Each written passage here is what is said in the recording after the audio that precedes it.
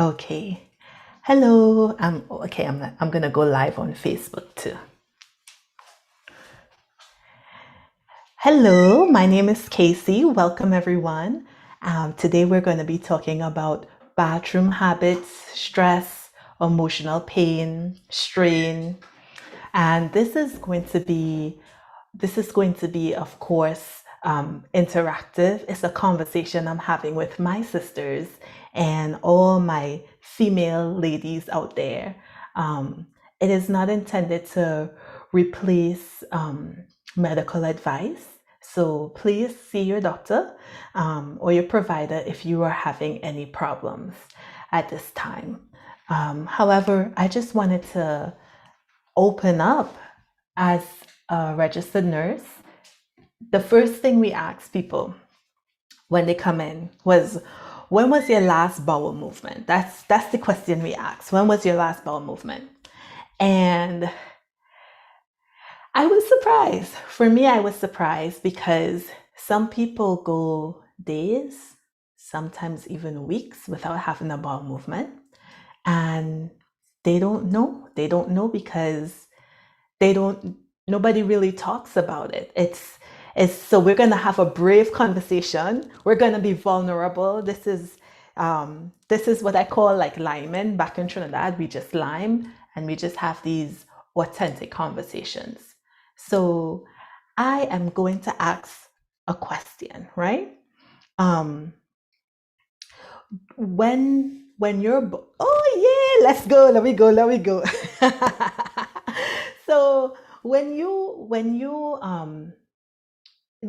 have you ever thought of, oh, you say that was you this morning? Yeah, the first you had in days. Yeah. So like when you walk in to the hospital and you say, oh, it's been a long time since I had a bowel movement. Usually we will say, we will ask you like, is that regular for you? And then when the doctor comes in, they will usually give you stool softeners to help you go. And stool softeners work up many different ways. But I'm not here to talk about medicine. I'm here to talk about the relationship between stress, not and emotional pain with going to the bathroom. So my viewers say this morning was the first one you had in days. Is that usual for you? Did you realize you had maybe a little bit more stress in your life, or did you realize that maybe something was making you anxious or nervous? Type in the chat. Let me get your feedback. Oh, definitely, definitely. Stress. Yes. Thank you. Thank you. So, usually when people have stress or they have a hard time with emotional anxious, yeah, yeah, yes, you go, yeah, but it's not fully, yeah, yeah. And sometimes you feel like, yeah, yeah, yeah. That happens before when you have stressful conversation.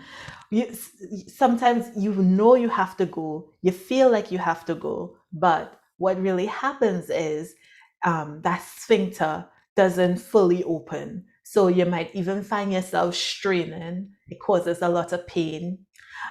Some people they go in the opposite direction. So when they get anxious, they actually have diarrhea, loose stools.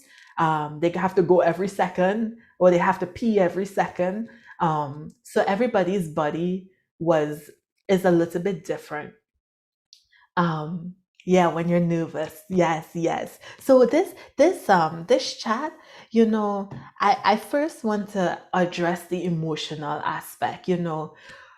COVID-19 is not just about a respiratory illness out there. Being in the middle of a pandemic, it keeps us in a perpetual state of fight or flight. So, what's the opposite to fight and flight? Anybody knows? Anybody can remember off the top of your head? If you're not in a state of fight or flight, or fright, what state does your body actually enter into? So fighting, it might not just be literal fighting, but emotionally, you're going to be fighting for your a peace of mind. You might be frightened, not in a direct attack, but knowing that there is something out there that can possibly take your life keeps you afraid. Um, and flight, you might be running away, not just from a thing or a person, but maybe a circumstance or a situation. Okay, so the opposite from fight or flight, yes, calm, stasis, yes, calm. So it's either you in fight, flight, or fright, or you are in rest, relax, calm. So in your body, you have all these different sphincters. And when you go to the bathroom, number one and number two, usually the colloquial saying we'll say is, you are relieving yourself, right?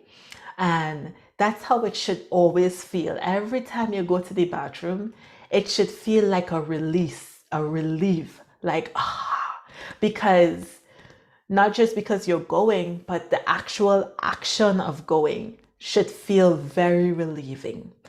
Most people in life never feel that. And just being authentic, I don't think I ever felt relief until I was like 30. And I changed my eating habits to plant-based diet. I realized I wasn't drinking enough water. And then I realized that when, sometimes you have like a feeling in your gut and it starts bubbling and you're like, because of the, your gut is bubbling because of the situation that you're in, or the people you're wrong, or the whatever is happening, and you feel kind of nervous, but you're kind of ignoring it, and somebody say, hey, what happened to you? And you say, oh, maybe I'm hungry, but you good and well you're real nervous, right? When we don't listen to that, I mean, you can kind of quiet your gut down, but your bowels, man, they will take you for a ride. And that nervous feeling, um, it really does mess you up, and you can't hide from it. You can't you sorry, I'm on different channels here. So you can't hide from it, and it really does a number to you, not just physically, keeping you constipated or having diarrhea, but it it does a number on your emotions. Um, and over time, you have people developing chronic disease, never really making the connection to stress, and the bowels. So I have this is an open space. This is a space where we're gonna be here and be vulnerable. I encourage you to type in the chat. And yeah, yeah. A lot of times we don't even think about the connection. But I want to start off by talking about, and I just wrote a couple notes here because I just wanted to be authentic. But I want to talk about two affirmations, especially as girls, as women. Two affirmations we really need is I am enough, right? Because we don't think we're enough many times. So I am enough, I am good enough, and that I am not alone. And just having you here helps me to see, hey, I'm not alone to talk about this. Other people are interested, but I am enough. Man, this as women, I don't know if this affirmation speaks to you, but I know it speaks to me. Let me know when you hear the affirmation, when you say, I am enough. How does that make you feel? What are some things that, how does that make you feel on the inside?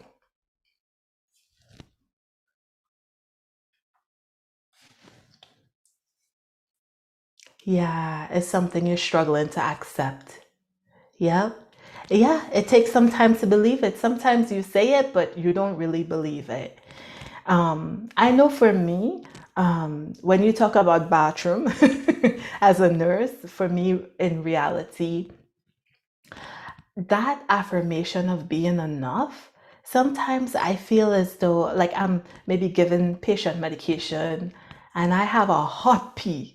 I have to go to the bathroom, or I have to, you like, I gotta go, you know? And And I realized that I always put my patients ahead of me. So I never make it on time. Everything always comes ahead of my very physical need. So, oh, yeah, I'm doing that run, where, that as girls, you stick your legs together and you're trying to make it to the bathroom. And most times you don't make it on time.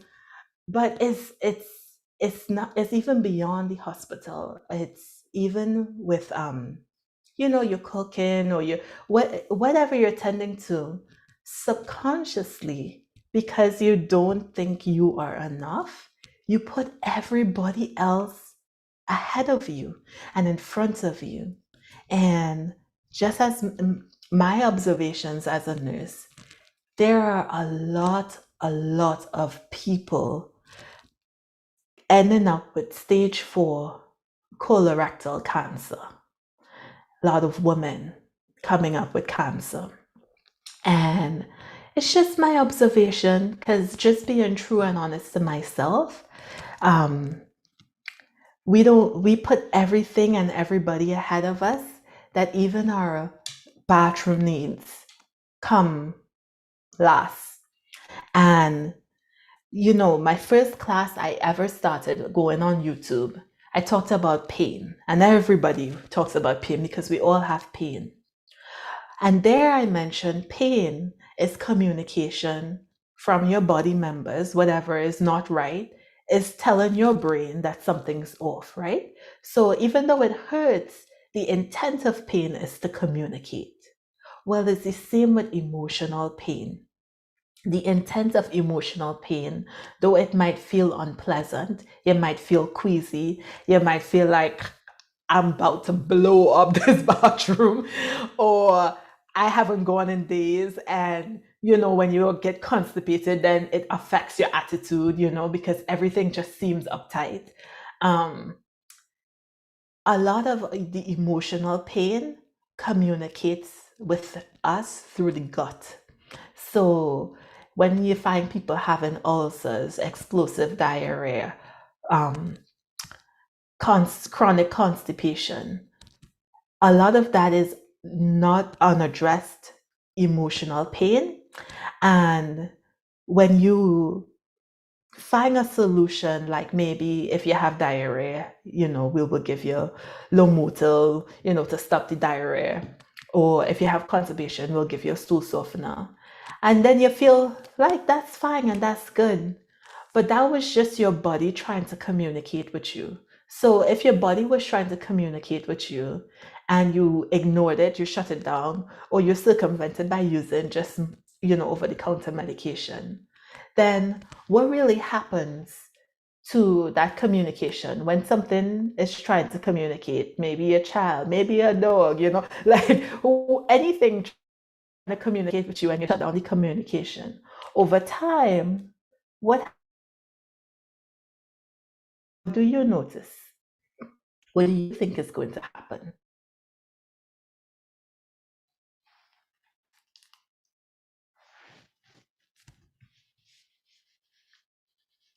And you're in Facebook and you're chatting. I don't really see the screen. I don't really see the screen as to if you're putting something in. So I just have on my Zoom and I have on the YouTube. But type in your chat and we could talk later. Okay? So yeah, yeah, yeah. So if you start ignoring and you start circumventing, your body will take over, because your body wants to keep a state of homeostasis. Your body is telling you these emotions. Yes, yes, yes, you pass gas. And we're going to talk about that. Your body tells you these emotions just is not helping. Oh, I see the thumbs up. Thank you. Thank you. So your body tells you this emotional state is not working for me, and we need to do something fast to change it. So if you don't listen to it, your body is going to adapt in ways that you're not going to like. So you talk about, you say you pass gas and your co-workers, they come into your space and you pass gas a lot. And sometimes you're holding your gas in, but when there's the emotional pain, you can't hold it. You can't hold it for very long. And that's what I was going to talk about. I was going to talk about um, some of the, just bringing an awareness as your own body. And yeah, the more it comes. Yeah, the more you hold it, the more it comes. So, what are some things you notice? So, this is some of the things I wrote down. So, when I'm worried or anxious, I realize I have to pee like every 2 minutes. It is annoying, right? Or sometimes it depends on the day. Sometimes I have diarrhea, or sometimes it goes to constipation. I don't know, depending on the emotions. I think usually when I'm anxious, it's more the diarrhea, but when I'm worried, like subconsciously, it's more constipation. Um, if I'm going through like my emotions or grief or sadness, I remember when I hit a rough patch in my marriage and I wanted to scream and I couldn't even scream. Why? Because my lungs, it's like it seized up, like I couldn't breathe. So usually when you have grief, it's like, oh, you're so stressed out or you're so sad. It's like you want to cry, you want to scream, and you can't even because you don't have the air in your lungs, and then, or you feel like it get knocked out of you. Um, when you're happy or you're excited, yeah, your body just wants to move, like everywhere. You can't even keep still, right? So that's the emotions. It jumps up and down. Your arms start jumping up and down. Um, Even when you're excited, just, and I could talk about this because I'm a nurse. So let's be vulnerable here. But when you're excited, you can't really hold anything down. So not only your body starts moving, but all the clear liquids in your body start discharging. So your nose might start running, right? Sometimes you might find yourself drooling, if you have like if your favorite food, you might just see yourself drooling, or you some people, they realize that even in their perineum they start discharging clear liquids. This is all clear, but this is all natural. It's all natural. But what I'm trying to do is help you to see, yeah, vaginal discharge, yes, when you're excited. I'm trying to show you the relationship between your emotions and what your body is doing, right? And then when you're angry and you're frustrated, you notice you tense up in your neck, right? Constipation. Sometimes your arm, on the arm, you see, going back to that fight, flight, fright, right? So your arms start to smell, your mouth dry up, right? And it starts to give off an odor, right? So this is just to create awareness that when our emotions, just like physical pain, our emotions tries to communicate with us. It tries to tell us just what's going on. And sometimes, and this is where the conversation becomes vulnerable, sometimes what our emotions are telling us and what we're feeling in our head is not what we want to, it's not what we should be feeling. So maybe you're having maybe somebody is talking to you and they're making you feel uncomfortable, and your stomach start churning and you got to go to the bathroom, or you're in a relationship and it's just not really working well and you can't stay out of the bathroom, or you haven't gone to the bathroom in a while. What do you do then? What, I'm throwing it out. What are some things you do when you find yourself in that situation where your emotions is telling you something, your body is manifesting it, but your brain is saying, I can't feel that. I don't want to feel that. What do you do? I'll wait for your comments. Yes, yes, yes. Eat, eat, yes. And ice cream. Eat ice cream. And you know what? Honestly, if you find yourself in this time of the pandemic, if you look and you see, most of us, we put on weight after the pandemic. Like this time, we realized, man, I gained a lot of weight during this pandemic. And it's not all just because we've been at home. A lot of it is stress. A lot of it is emotional pain. Some people think what I really want is to be with my friends again. I want to be together with people. But we have this thing that's been happening where even though we might be together physically, it's not like it used to be. I don't know how about you, but people ask me, hey, how you doing? And I say, I'm fine, I'm fine. Because I say, if I'm not fine, do you really want to know?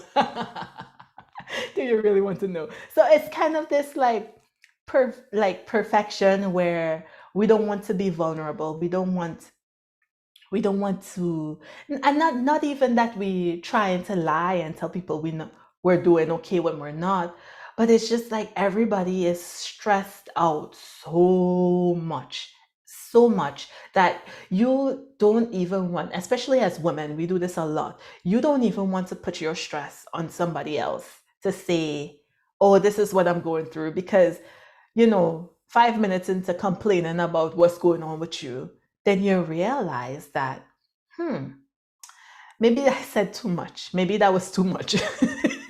You're calling the person, you can't get anything from them because everybody is stressed out. So my intention here is to build a vulnerable space where we could talk. And I think a lot of times when people talk about their stress, we feel as though we need to fix it. We're in the fix it mode. So if my friend tell me, oh, I have constipation, I'm ready looking up, oh, what can we get, natural or unnatural, or synthetic, pharmaceutical, what can we get to relieve your problem?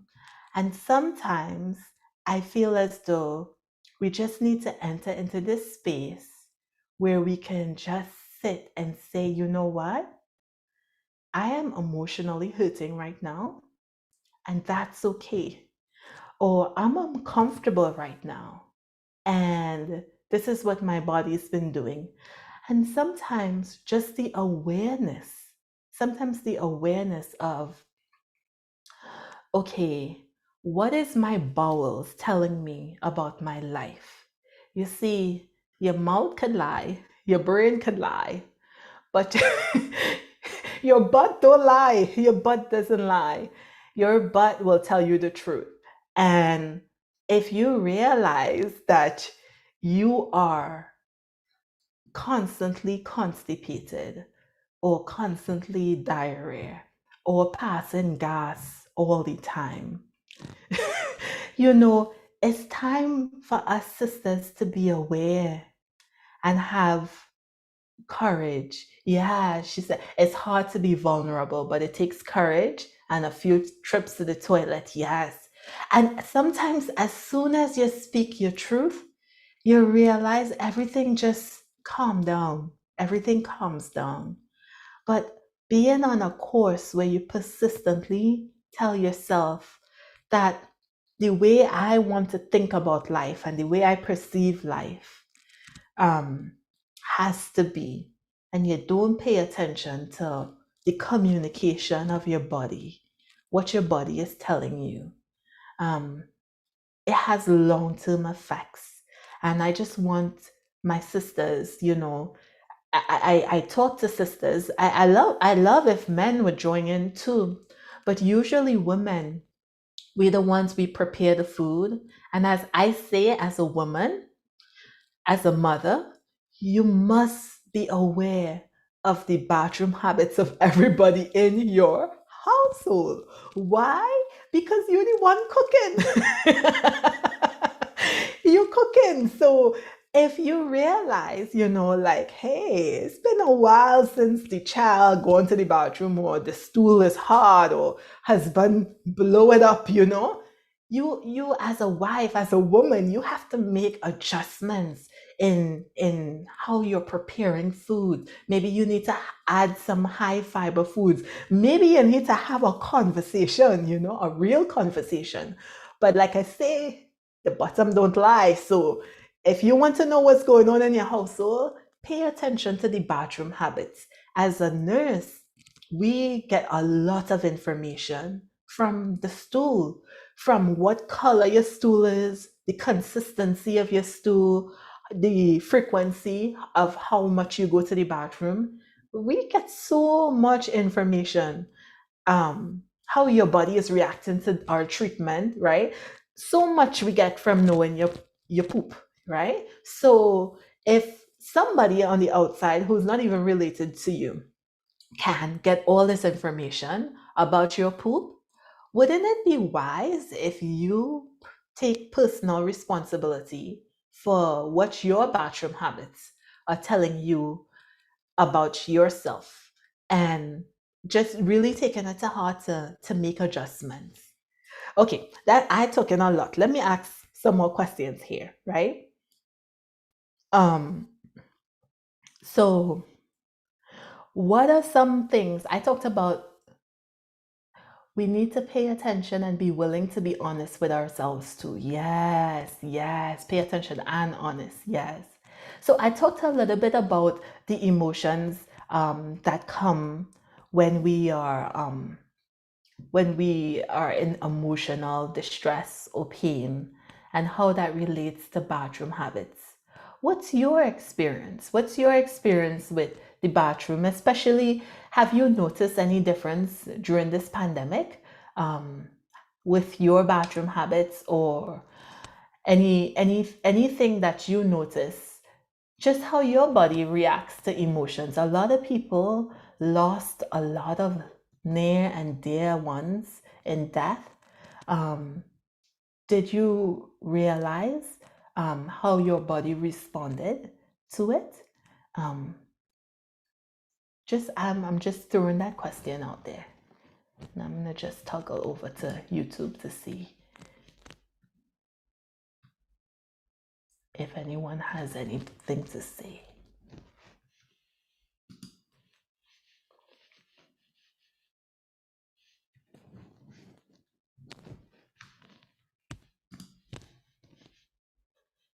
Yeah, yeah. Anxiety. Yes, anxiety. A lot of anxiety. Things that, and anxiety sometimes is even little things that you didn't even think about in the past, make you like, it wouldn't even take you, like, you wouldn't even think about it. And then after COVID, you become everything, even small things, even like talking on the phone with somebody makes you anxious. Mhm. People related, yeah, people related anxiety. Yep, that's true. Only today I noticed a change. I thought my period was the cause for my constipation, but after my conversation this morning, I really went, well, yeah, although having PMS, yeah, yep, yep, yeah. Sometimes, and I think a lot of it, when it comes to using the bathroom, I think a lot of it we think um, it gets blame. What you eat. I hadn't been drinking so much water. I hadn't been eating right. Or something you say, I didn't even eat that much. But what I realized, what made me actually do this live is, I'll just be honest. About a week ago, I had the best bowel movement of my life. I say, oh my, I understand why they say relieve yourself, because it was so relieving. It felt, the bowel movement was so good. I felt like it was a deep breath I was taking. And this, this was, it didn't have anything to do with how I ate. It was, I had just finished doing, how you could do relaxation, where you relax different parts of your body. So I had just finished a relaxation part, like guide, where I went through and I relaxed every part of my body, and then I did some affirmations. And I just reassured myself that I was safe and I was loved and everything is going to be okay. And man, I had to go to the bathroom. It wasn't like rushed like a diarrhea, but it was very urgent. And when I came off the bathroom, it was like this symphony, you know? Yes, yes, like you clean out light, yes, like it took everything out. And yes, ooh.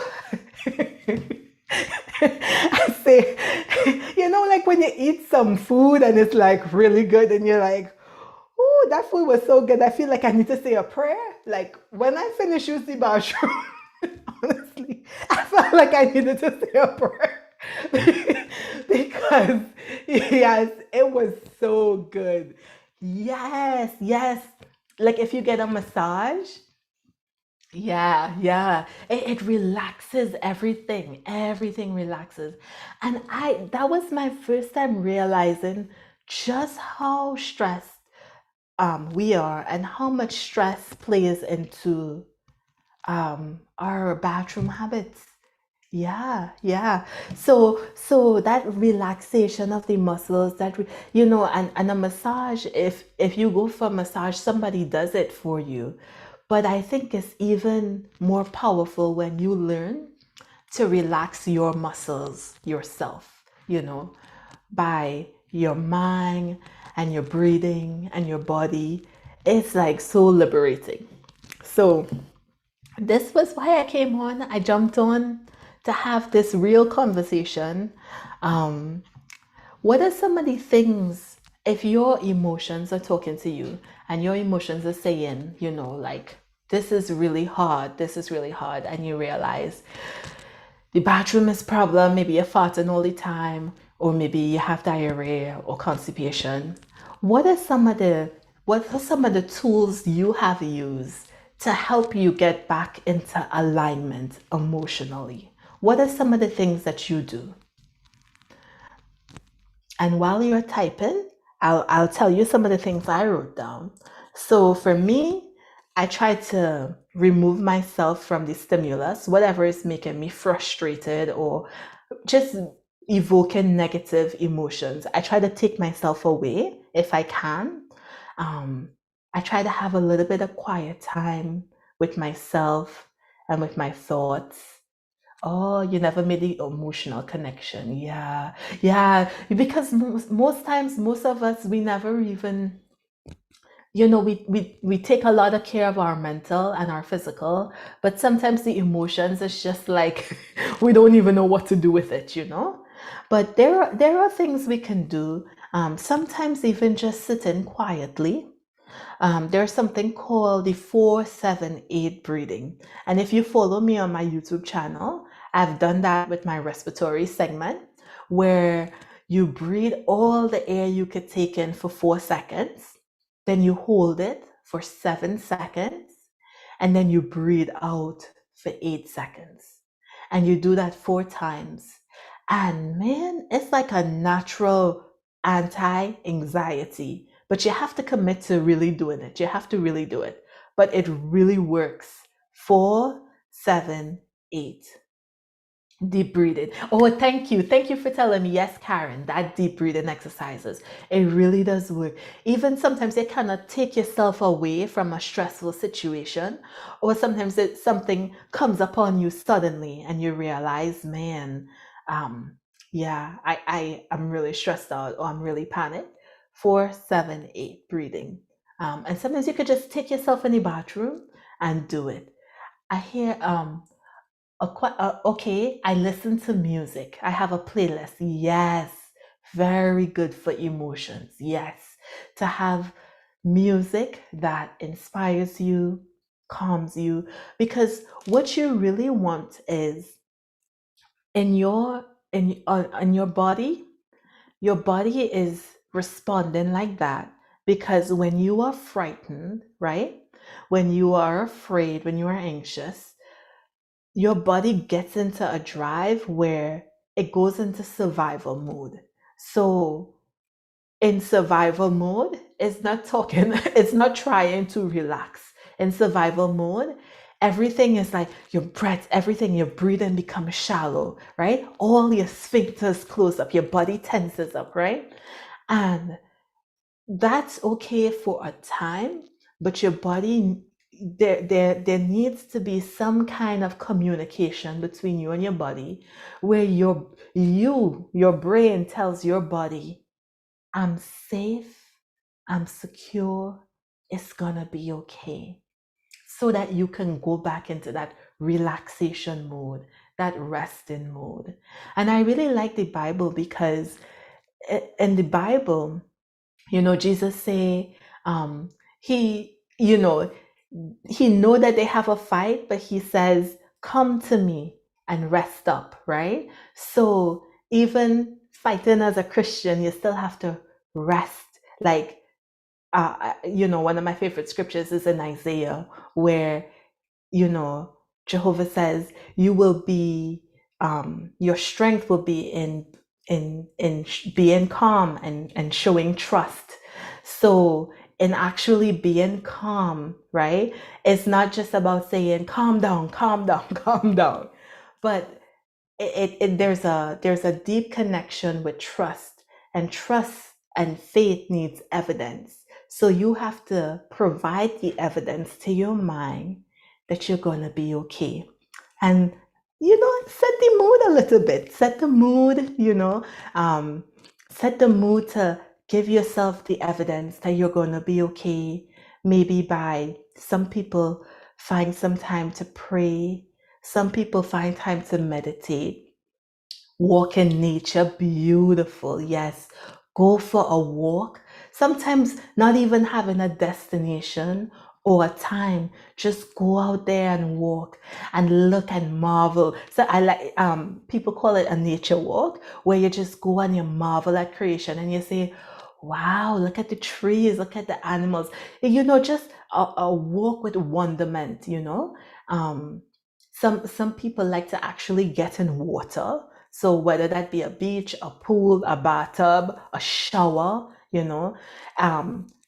just things to remind your body that you are safe and things are okay. Yes, the river water. Yes, just you're safe and you're okay. Some people find just soaking their foot in some Epsom salt.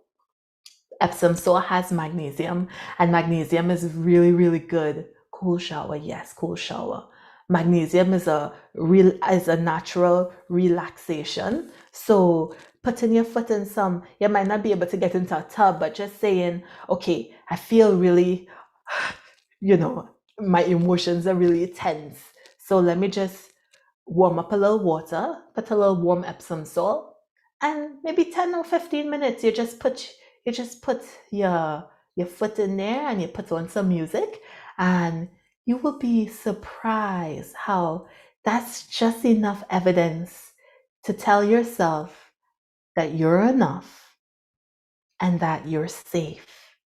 So I thank you. I thank you for, a nice candle too. Yes, a nice candle too. So I thank you for joining. I don't want to go too long, but I just wanted to take some time to raise the awareness of what's going on in our bodies is a response. So many times we try to attack it, because it presents itself like a problem. But just like in math, every problem needs to be solved, right? Not eliminated. So when you find yourself having a problem of constipation, diarrhea, um, maybe some stomach ulcers, or, and you realize, hey, this is more than just medical, but emotionally I've been stressed out, or I have not been able to speak my truth. It might not be the truth, but it's my truth. I have not been able to express myself. Sometimes even just creatively. Sometimes you need that outlet where you could draw, you could sing. Not, it doesn't matter if you can if you can sing or you cannot sing, it doesn't matter, but just having that outlet where you can fully Just be true to yourself. Your body will thank you, and you might find yourself saving on some medical bills. So thank you for joining. Um, I hope to do this more regularly, just to have some real, authentic conversations. If you like it, please share. Please subscribe to my YouTube channel. If you have suggestions, oh, thank you, thank you. If you have suggestions of, yeah, you're not alone, we're not alone. If you have suggestions of some things that you were thinking about, or some correlations or some conversations you really would like to have that people don't have these conversations. I'm not afraid. I'm a nurse. I've seen it all. I've dealt with it all. Not everything under the sun, but everything that people usually don't like to talk about. As a nurse, I say, as long as it is, I'm not constantly having to clean it. I can, talking about it is nothing to me. So I will start this conversation and I will hold this space. And I thank you for joining, and I will be signing out now. Thank you.